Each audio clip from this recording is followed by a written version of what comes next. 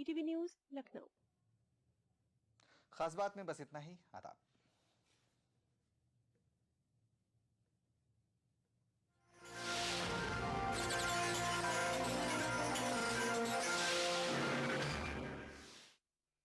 खास बात को पेश करने में ताउन किया Shri ultra red oxide, Bharat का एकमात्र जंग रोधक सीमेंट। ईटीवी उर्दू पर अगला प्रोग्राम।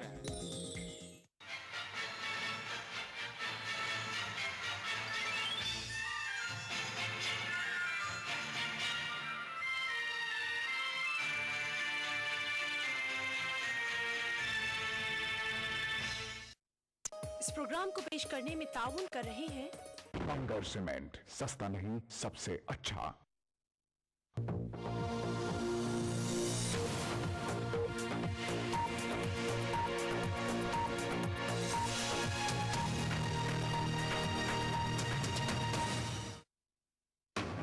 दुनिया के सबसे बड़े न्यूज सेंटर से ये है बीबीसी ग्लोबल इंडिया।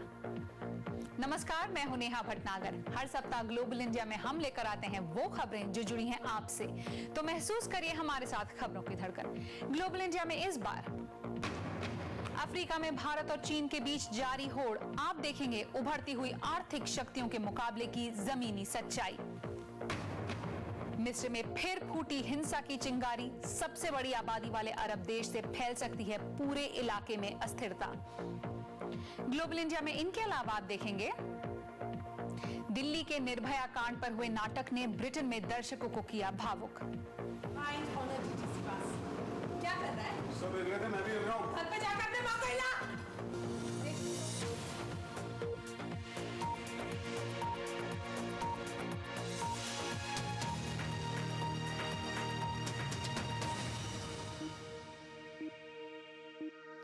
स्वागत है आप सबका ग्लोबल इंडिया की ताजा कड़ी में। इस बार बीबीसी ग्लोबल इंडिया में हम बात करेंगे चीन और भारत की प्रतिस्पर्धा की, जो अब पड़ोसी देशों में निवेश तक सीमित न रहकर बाहर अफ्रीका में भी चल रही है। बाकी विदेशी बाजारों के मुकाबले अफ्रीका का बाजार खुला मैदान है, जहां व्यापार के, प्राकृतिक संसाधन हासिल करने के कई नए मौके हैं। अफ्रीका के देशों में भारत और चीन दोनों तेजी से व्यापार बढ़ा रहे हैं, लेकिन एक तरफ जहां भारत का अफ्रीकी देशों से पुराना नाता रहा है, चीन के कदम उस दिशा में पिछले दशक में ही बढ़े हैं, लेकिन फिर भी चीन ने भारत को वहां फिलहाल पछाड़ दिया है। आंकड़ों के मुताबिक 2005 से 2011 के बीच अफ्रीका में होने वाला भारतीय निर्यात करीब 23% की दर से बढ़ा, जबकि इसी दौर में चीन का निर्यात करीब 25% बढ़ा। लेकिन अफ्रीका में कुल व्यापार की बात की जाए तो इस मामले में भारत चीन से काफी पीछे है।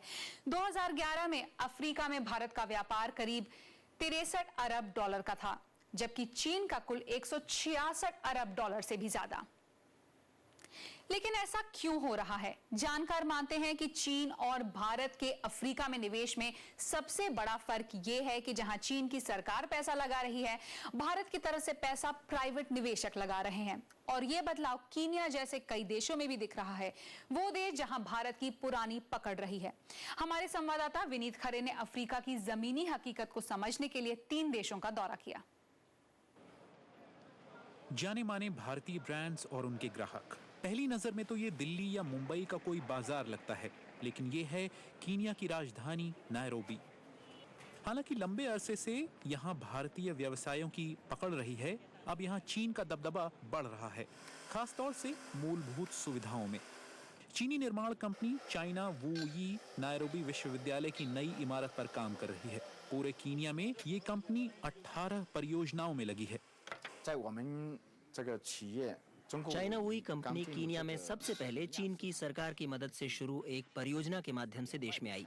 उसके बाद कंपनी को कुछ और व्यावसायिक परियोजनाएं मिली। कीनिया में हर जगह आधारभूत सुविधाओं में चीनी निवेश के प्रमाण दिखते हैं। इस 8 लेन के ठीका सुपर हाईवे को यहाँ राष्ट्रीय गर्व का विषय माना जाता है। इसे चीन की मदद से बनाया गया है और इस ठीका सुपर हाईवे से यहाँ रहने वाले लोगों की आर्थिक स्थिति को फायदा पहुंचा है। और इन मूलभूत सुविधाओं में निवेश अक्सर चीन की सरकार की तरफ से होता है।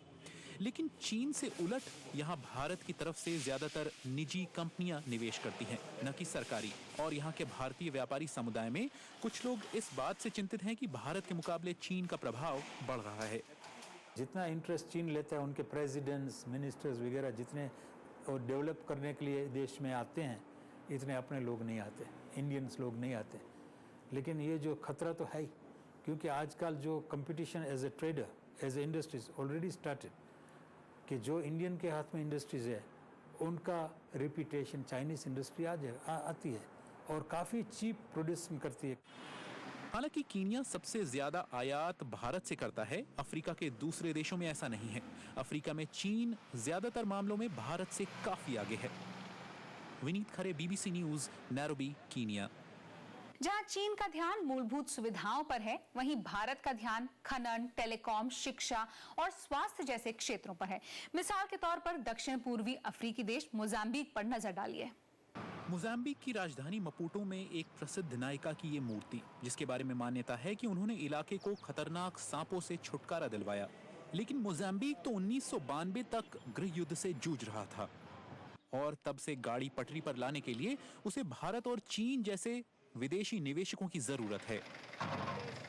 लेकिन यहाँ भारत के मुकाबले चीन का निवेश हर तरफ नजर आता है। सड़कों से लेकर पुलों तक और पानी के पाइपों से सीवर लाइन तक चीन की छाप साफ है। ये मपूतो की खाड़ी है। अभी लोग दूसरी ओर जाने के लिए इन कश्तियों का इस्तेमाल करते हैं, लेकिन चीन यहाँ एक पुल का निर्माण कर रहा है जिससे सभी की जिंदगी आसान होगी। तो क्या इस नए बाजार में भारत पिछड़ रहा है? प्रोग्रेस की जो रेट है, अगर आप कंपेयर करेंगे तो हाँ, चीन की जो प्रोग्रेस रेट है यहाँ अफ्रीका में वो ज़्यादा है। तो उसका बस एक ही रीज़न है कि उनकी एक सपोर्ट है काफ़ी, और उनकी जो इनिशिएट होती है वो गवर्नमेंट की तरफ से होती है और वो बहुत फास्ट मूव करते हैं, और उनकी जो रिस्क असेसमेंट है वो थोड़ा ये कम है, तो उसमें कहीं पर उनको गेन होता है, कहीं लॉस होता है। असल में अफ्रीका में चीन और भारत की प्राथमिकताएं अलग अलग हैं। जहां चीन निर्माण के क्षेत्र में निवेश कर रहा है, वहीं भारत की नजर ऊर्जा के साधन जुटाने और सेवाएं बेचने पर है, और अफ्रीका को दोनों की जरूरत है। भारत से लोग अगर मोजाम्बिक में निवेश करने आते हैं तो उनका स्वागत है। अगर चीन से लोग यहाँ आकर निवेश करते हैं तो उनका स्वागत है। जब तक इस निवेश से हमें फायदा हो, हम दोनों देशों का स्वागत करते हैं। मोजाम्बिक की स्वतंत्रता के बाद से ये पहली पीढ़ी है जो युद्ध के साये से दूर है। सरकार को उम्मीद है कि भारत और चीन के बीच स्पर्धा से निवेश में इजाफा होगा और अर्थव्यवस्था में सुधार आएगा, जिससे सभी को फायदा होगा। Vineet Khare, BBC news, Maputo, Mozambique. Global India में आगे है। ऊंची उड़ान की तमन्ना, अफगानिस्तान की पहली महिला एयरफोर्स पायलट।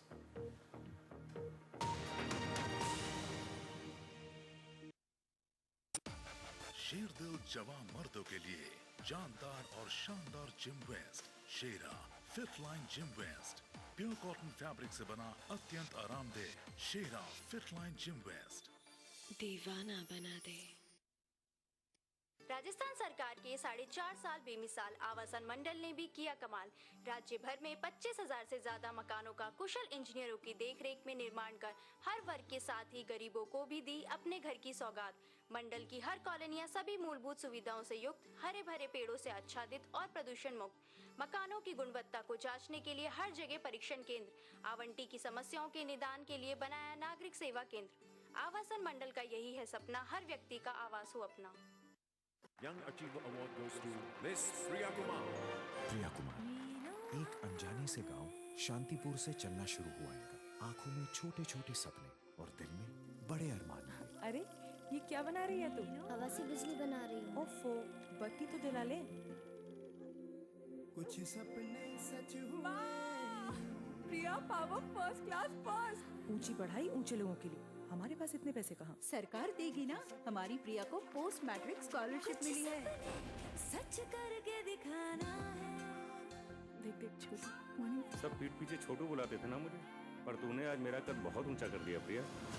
हक मिला, हकीकत बदली। अपना हक पाके आगे बढ़ने की यह कहानी है शांतिपुर के प्रिया कुमार की। भारत सरकार ऐसे ही लाखों कहानियां देश के हर कोने में लिख रही है, ताकि आप बढ़ें, साथ ही देश को बढ़ाएं। भारत के इस निर्माण पे हक है मेरा,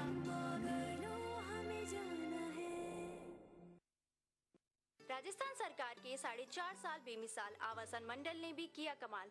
राज्य भर में 25,000 से ज्यादा मकानों का कुशल इंजीनियरों की देखरेख में निर्माण कर हर वर्ग के साथ ही गरीबों को भी दी अपने घर की सौगात। मंडल की हर कॉलोनियां सभी मूलभूत सुविधाओं से युक्त, हरे भरे पेड़ों से आच्छादित और प्रदूषण मुक्त। मकानों की गुणवत्ता को जांचने के लिए हर जगह परीक्षण केंद्र, आवंटी की समस्याओं के निदान के लिए बनाया नागरिक सेवा केंद्र। आवासन मंडल का यही है सपना, हर व्यक्ति का आवास हो अपना।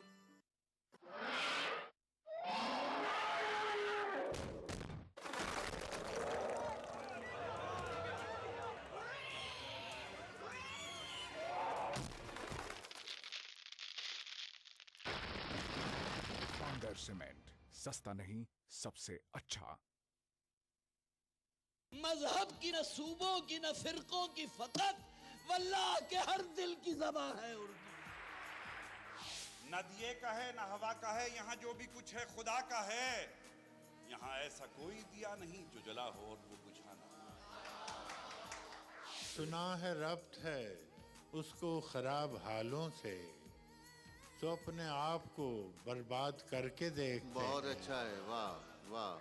दिल से अपनाया न उसने, गैर भी समझा नहीं। ये भी एक रिश्ता है जिसमें कोई भी रिश्ता नहीं। बरसों की रस्मों राह थी, एक रोज उसने तोड़ दी। होशियार हम भी कम नहीं, उम्मीद हमने छोड़ दी। मयारी शेरो अदब और उर्दू जबान के फरोग की जानिब ETV उर्दू की एक और पहल। देखिए प्रोग्राम अंदाज़े बयां हर पीर ता जुमेरात दोपहर 2:30 बजे सिर्फ ETV उर्दू पर।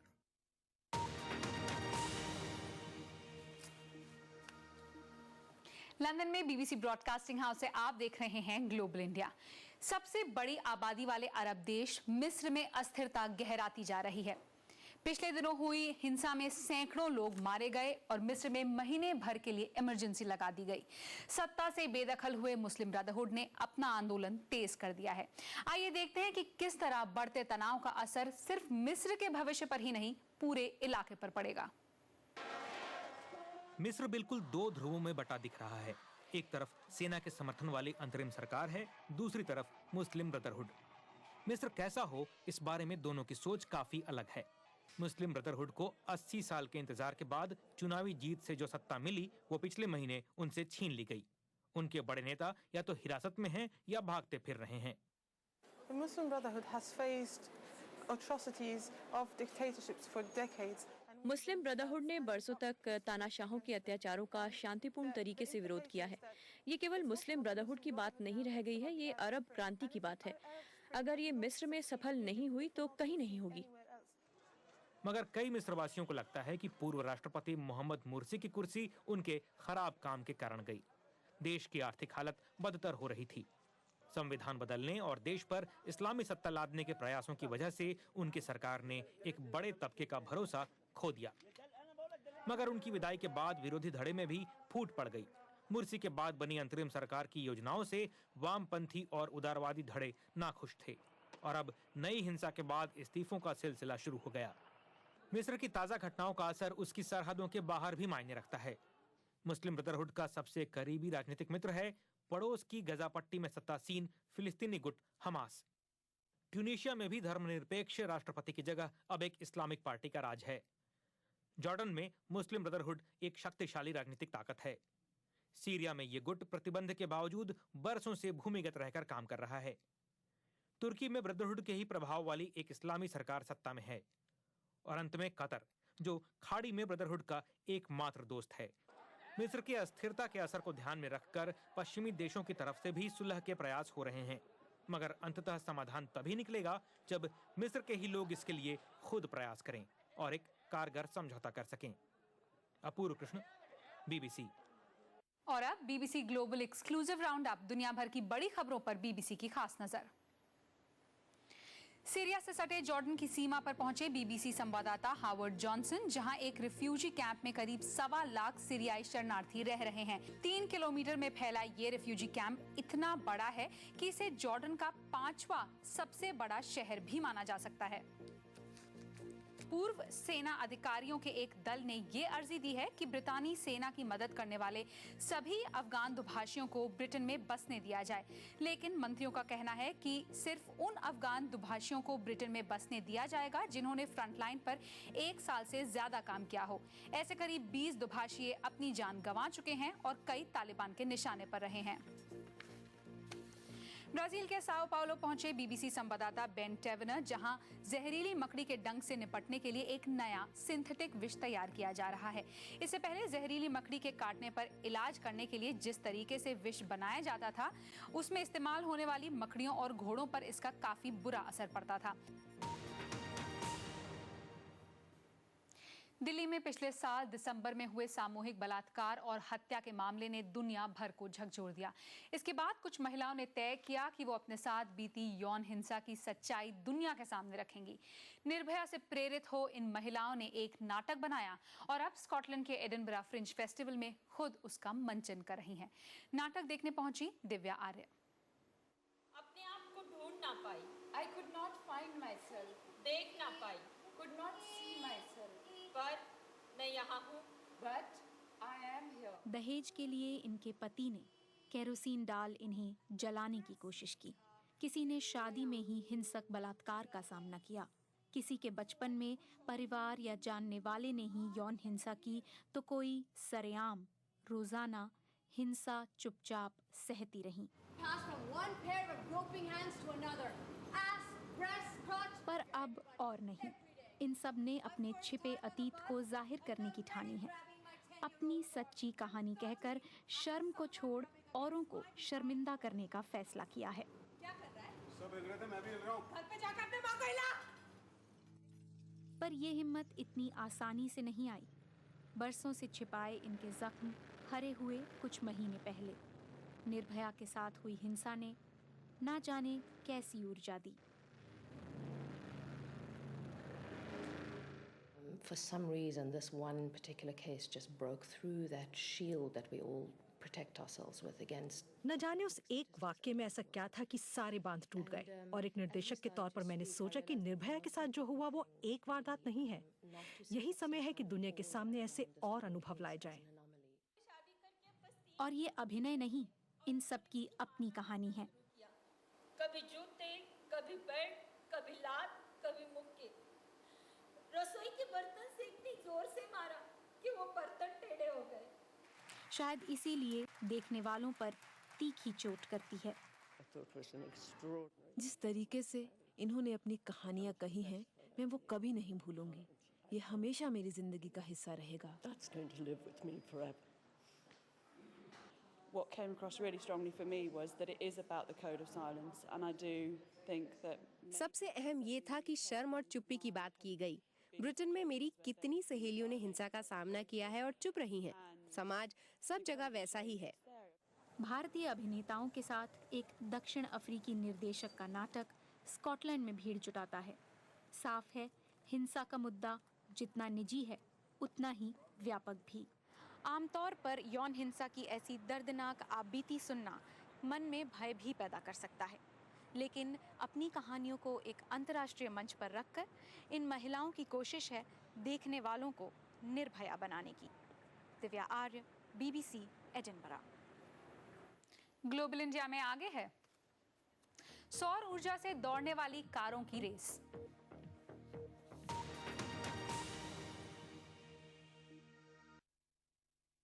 तैयार तो हूँ मैं माँ बनने के लिए, और फिर से तुम्हारी दुल्हन बनने के लिए भी। प्रसव पश्चात IUCD यानी PPIUCD डिलीवरी के तुरंत बाद अपनाने से आप बच्चों के बीच 3 साल का अंतर रख सकते हैं। सुरक्षित और भरोसेमंद। इससे आपको मिले बच्चे और पति को प्यार करने की पूरी आजादी। प्रसव पश्चात IUCD अपनाओ और दोनों रिश्ते निभाओ।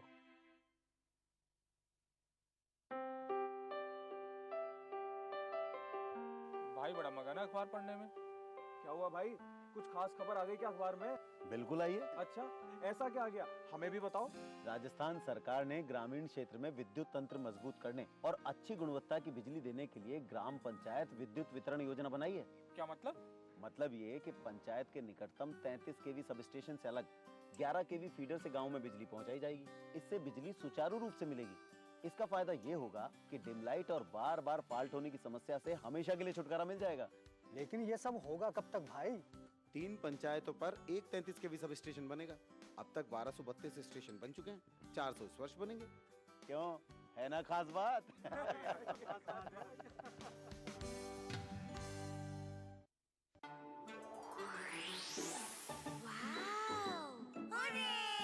आपके सपने बुने हम हैं अग्रणी। राजस्थान सरकार के 4.5 साल बेमिसाल आवासन मंडल ने भी किया कमाल। राज्य भर में 25,000 से ज्यादा मकानों का कुशल इंजीनियरों की देखरेख में निर्माण कर हर वर्ग के साथ ही गरीबों को भी दी अपने घर की सौगात।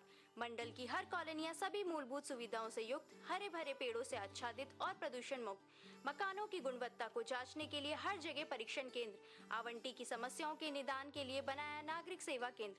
आवासन मंडल का यही है सपना, हर व्यक्ति का आवास हो अपना। Young Achiever Award goes to Miss Priya Kumar. प्रिया कुमार, एक अनजाने से गांव शांतिपुर से चलना शुरू हुआ इनका। आंखों में छोटे छोटे सपने और दिल में बड़े अरमान। अरे ये क्या बना रही है तू? हवा से बिजली बना रही हूँ। ओफो, बत्ती तो जला ले। कुछ सपने सच हुए। प्रिया पावर फर्स्ट क्लास पास। ऊंची पढ़ाई ऊंचे लोगों के लिए, हमारे पास इतने पैसे कहाँ? सरकार देगी ना। हमारी प्रिया को पोस्ट मैट्रिक स्कॉलरशिप मिली है। सच करके दिखाना है। देख देख छोटू। सब पीठ पीछे छोटू बुलाते थे ना मुझे, पर तूने आज मेरा कद बहुत ऊंचा कर दिया प्रिया। हक मिला, हकीकत बदली। अपना हक पाके आगे बढ़ने की ये कहानी है शांतिपुर के प्रिया कुमार की। भारत सरकार ऐसे ही लाखों कहानियां देश के हर कोने में लिख रही है ताकि आप बढ़ें, साथ ही देश को बढ़ाएं। भारत के इस निर्माण पे हक है मेरा, मगर हमें जाना है। स्वतंत्रता दिवस पर मुख्यमंत्री निशुल्क जांच योजना तृतीय चरण का शुभारंभ। मुफ्त जांच सबके लिए। तृतीय चरण में 15 अगस्त से प्रदेश के 1610 प्राथमिक स्वास्थ्य केंद्रों एवं 195 डिस्पेंसरीज पर 15 तरह की निशुल्क जांच सुविधा प्रारंभ। मुख्यमंत्री निशुल्क दवा योजना में अब तक 12 करोड़ से अधिक रोगियों को निशुल्क दवा उपलब्ध कराई जा चुकी है। मुफ्त जांच योजना के प्रथम व द्वितीय चरण में अब तक 80 लाख निशुल्क जांचें की जा चुकी हैं। चिकित्सा एवं स्वास्थ्य विभाग राजस्थान सरकार द्वारा जनहित में प्रसारित।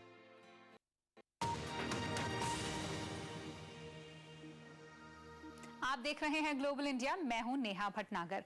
ग्रां प्री में हवा से बातें करती फरारी और मर्सिडीज तो आपने देखी होगी, लेकिन अब आ रही हैं ऐसी रेसिंग कारें जो सोलर एनर्जी से चलेंगी या कहें फर्राटे से दौड़ेंगी।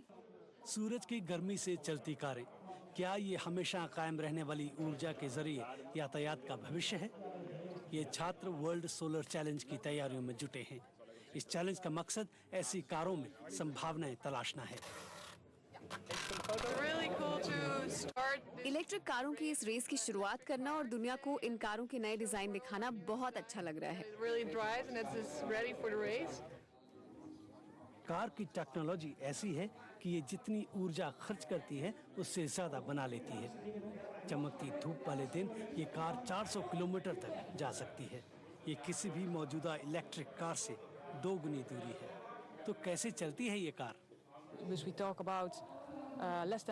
ये 1 मिलीमीटर से भी कम मोटाई वाली कार्बन परतों से बनी है। कंपोजिट मटेरियल काफी हल्के लेकिन मजबूत होते हैं और इन्हीं से बनी है ये सोलर कार। कार के ड्राइवर को इस पर पूरा भरोसा है। हम जीत जाएंगे। कार बहुत अच्छी है। हमारी टीम भी अच्छी है, इसलिए जीत हमारी होगी। अब अगर आपका मन इसे खरीदने के लिए ललचा रहा है तो ये जान लें कि इसका सिर्फ सोलर पैनल ही करीब 2.5 लाख रुपए का है। लेकिन भविष्य में ऊर्जा बचाने वाली ऐसी कारें सड़कों पर सरपट भागती दिख सकती हैं। पवन सिंह अतुल, BBC। और अब तकनीक की दुनिया की कुछ खबरें क्लिक के साथ हैं विदित मेहरा।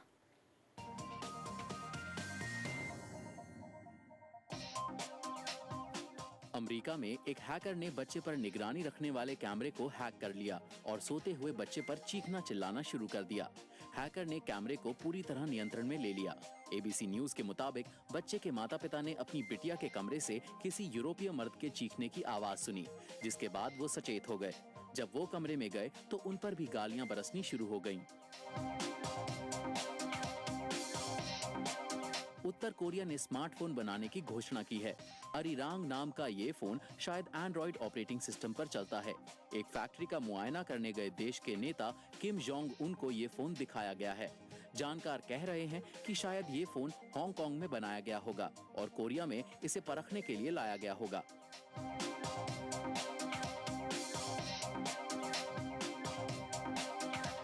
अगर आप एप्पल का ऑपरेटिंग सिस्टम इस्तेमाल करते हैं तो आपको इसके मैप वाले ऐप में नॉर्वे की राजधानी ओस्लो सिर्फ 2D में ही दिखेगी, क्योंकि सुरक्षा कारणों का हवाला देते हुए नॉर्वे 3D मानचित्रों के प्रयोग का हामी नहीं है।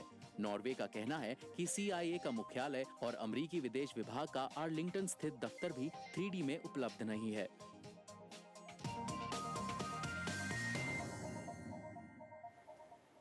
अफगानिस्तान से अक्सर महिलाओं के दमन की खबरें आती हैं, लेकिन वहां एक महिला ऐसी भी हैं जो अपने बुलंद हौसलों से भर रही हैं ऊंची उड़ान और कायम कर रही हैं एक नई मिसाल। मिली अफगानिस्तान की वायुसेना में शामिल हुई पहली महिला फाइटर पायलट से। बचपन में देखे ख्वाब आज पूरे हो रहे हैं। नीलोफर रहमानी उड़ान भरने के लिए तैयार हैं। अफगानिस्तान की ये पहली महिला पायलट अपने देश की महिलाओं को नई राह दिखा रही है, लेकिन इन ऊंचाइयों तक पहुंचना आसान नहीं था। It was difficult because the females, you know how the females situation or rules for the women here. ये मुश्किल था। आप तो जानते ही हैं कि यहाँ महिलाओं के लिए क्या दिक्कतें हैं। मैं पुरानी सोच को बदलना चाहती हूँ। नीलोफर को पायलट बनने की प्रेरणा मिली अफगानिस्तान की पहली महिला हेलीकॉप्टर पायलट लतीफ़ा नबीज़ादा से। 25 साल पहले जब नबीज़ादा पायलट बनी थी तो उन्होंने नीलोफर से कहीं ज्यादा संघर्ष किया था। उनकी ख्वाहिश है कि सेना में महिलाओं की भागीदारी बढ़े। अफगानिस्तान की महिलाओं का भविष्य उन्हीं के हाथों में है। उन्हें कंधे से कंधा मिलाकर इस देश का निर्माण करना है। अफगानिस्तान में महिलाएं फौज में बरसों से शामिल होती रही हैं, मगर सेना में उनकी संख्या 1% से भी कम रही है। पर अब शायद नजरिया बदल रहा है। हमें नीलोफर पर गर्व है। उसने दिखा दिया है कि अफगानिस्तान के लिए जो कुछ पुरुष कर सकते हैं वो महिलाएं भी कर सकती हैं। ये सोचने पर कि जब काबुल में कार चलाने वाली महिलाएं भी नहीं दिखाई देती, नीलोफर का पायलट बनना और बड़ी बात लगती है। लेकिन नीलोफर को अच्छी तरह पता है आने वाली चुनौतियों का। नेटो सेना अफगानिस्तान से अगले साल के अंत तक बाहर निकल आएगी। भविष्य बेशक अनिश्चित हो, लेकिन फिलहाल नीलोफर रहमानी इस उम्मीद के साथ उड़ान भर रही हैं कि शायद उनकी इस कामयाबी को देखकर और भी अफगान महिलाओं के मन में उड़ान भरने का अरमान पैदा हो। Mukesh Sharma, BBC। Global India में अगले सप्ताह हम बात करेंगे पाकिस्तान में प्रतिबंध के बावजूद हो रही जिहादी अखबार पत्रिकाओं की खुलेआम बिक्री की और दिखाएंगे स्पेन का परंपरागत नृत्य फ्लेमिंको कैसे जुड़ा है भरतनाट्यम से। और अब आपकी मुलाकात करवाते हैं एक ऐसे संगीतकार से जो ड्रम तो बजाते हैं लेकिन बिना ड्रम सेट के, और थाईलैंड के ये म्यूजिशियन बन गए हैं जबरदस्त इंटरनेट हिट। हम और ज्यादा नहीं बताएंगे, आप खुद ही देखिए उनका ये कमाल।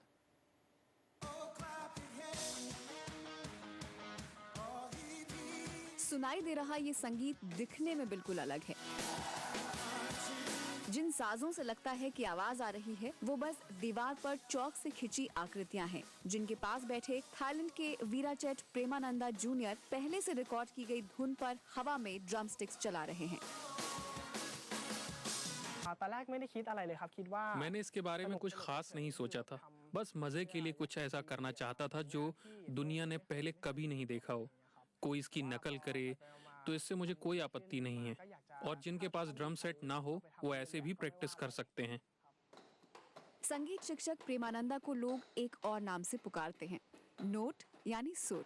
उन्हें संगीत के अलावा ड्राइंग का भी शौक था और इसी से निकाली उन्होंने एक अलग शैली।